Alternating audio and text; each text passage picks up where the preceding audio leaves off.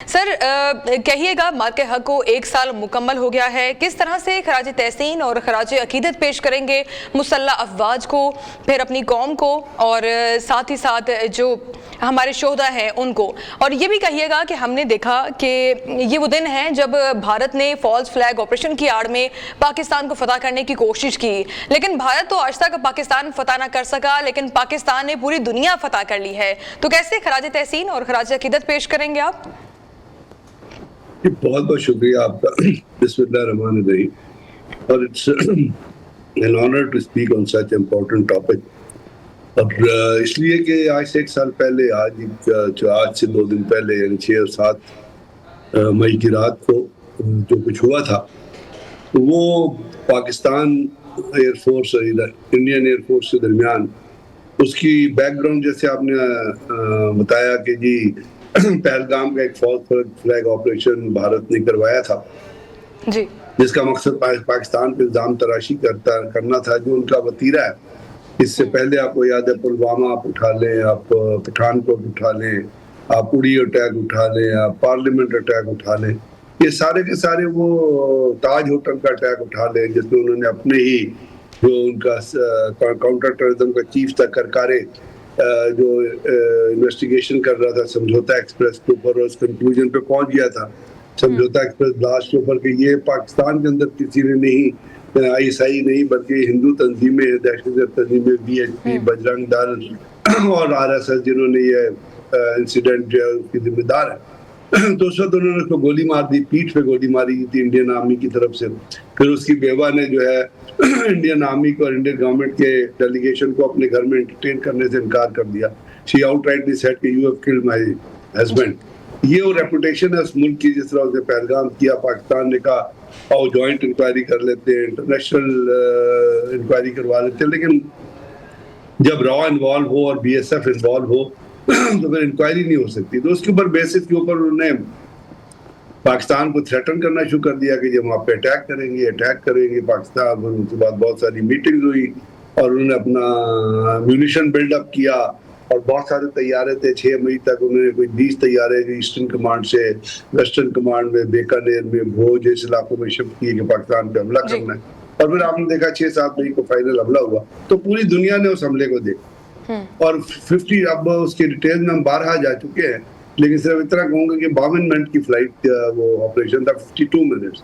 اور 52 منٹس میں دنیا پوری نے لکھا، آپ کوئی اٹھا کے پڑھ لے انٹرنیشنل میڈیا کسی کا بھی، انہوں نے لکھا کہ جی 52 منٹس میں پاکستان نے انڈیا کو زمین بوز کر دیا تھا، انڈیا کی فوج کو. They had to shift their اس میں ہمارے 31 سویلین کی شہادت ہوئی تھی. پھر ہمارے بلیری پہ حملہ ہوا، ایئر بیس پہ ایک اسکواڈرن لیڈر اور 5 جوان تھے، وہ شہید ہو گئے. تو ان تمام کو جو اس میں شہید ہو گئے، ان کے لیے ہم دعا کرتے ہیں کہ اللہ تعالیٰ ان کے جنت الفردوس میں تو جائیں گی.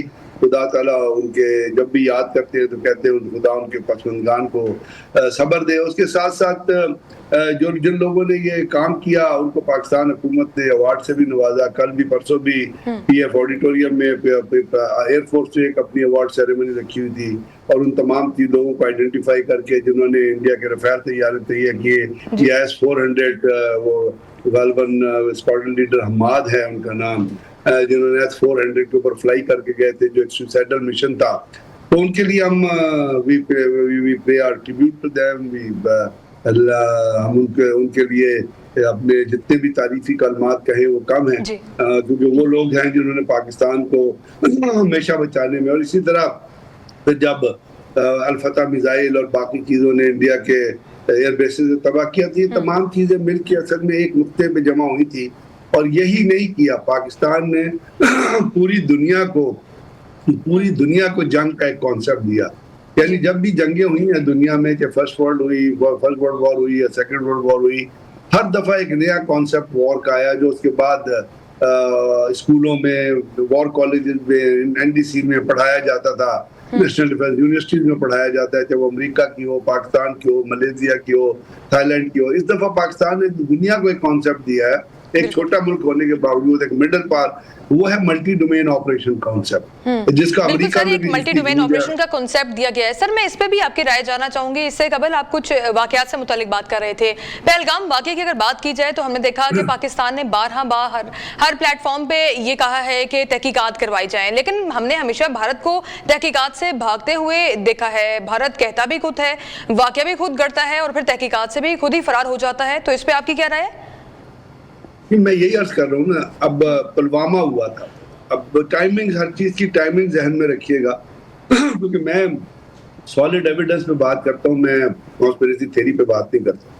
جی ایویڈنس یہ کہ پلوامہ جب ہوا تھا تو آپ کو یاد ہے، پلوامہ جب ہوا تھا تو اس وقت پاکستان کا مقدمہ لڑا جا رہا تھا پیرس میں، FATF کا اجلاس ہو رہا تھا، اور جس دن یہ واقعہ ہوا اس سے اگلے دن FATF کا اجلاس تھا.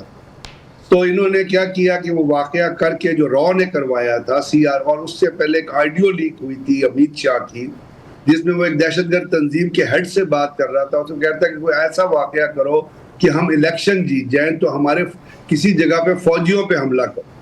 اب وہ CRPF کے لوگوں پہ حملہ ہوا ہے، خودکش بمبار اس سڑک پہ کہتے ہیں وہ 3 دن پھرتا رہا تھا، کسی نے اس کو نہیں روکا، کسی پولیس نے. حالانکہ ہر آدھا کلومیٹر سے بھی کم کے اوپر کشمیر کے اندر چیک پوسٹیں لگی ہوئی ہیں، آپ کو گزرنے کی اجازت نہیں دی جاتی. تو یہ جو چیز ہوئی تو اس کے بعد انہوں نے کیا کیا، ایک جھنڈا لیا کالے رنگ کا، اس کے سامنے ایک آدمی کو کھڑا کیا، اس نے کہا جی میں جیش عدل کا پتی جیش محمد کا ہوں اور میں نے یہ حملہ کروایا ہے یا کیا ہے. اور وہ انہوں نے چلا دی پیرس کے اندر جہاں پہ اجلاس ہو رہا تھا. وہیں لوگوں نے ڈیلیگیشن نے کہا جی اس کو بند کرو، آپ کے پاس کوئی پروف ہے تو بتاؤ ہمیں. پھر پاکستان آپ کو پتا ہے وہ گرے لسٹ سے نکل بھی گیا. اس کی وہ ٹائمنگ تھی. یہ جو ٹائمنگ تھی آپ پہلگام کا دیکھیں، اس وقت JD وینس جو ہے وہ اپنے he was in India and Narendra Modi was in سعودی عرب. تو وہاں سعودی عرب کو بتانا تھا کہ پاکستان نے حملہ کر دیا، اپنا وزٹ کینسل کرنا تھا، اس کو کوریوگراف کیا گیا. وہ اپنا وزٹ چھوڑ کے آیا کہ جی ہمارے اوپر تو حملہ ہو گیا. JD وینس کو بتایا گیا جی پاکستان نے حملہ کر دیا ہے، اور اس کے بعد نریندر مودی آیا.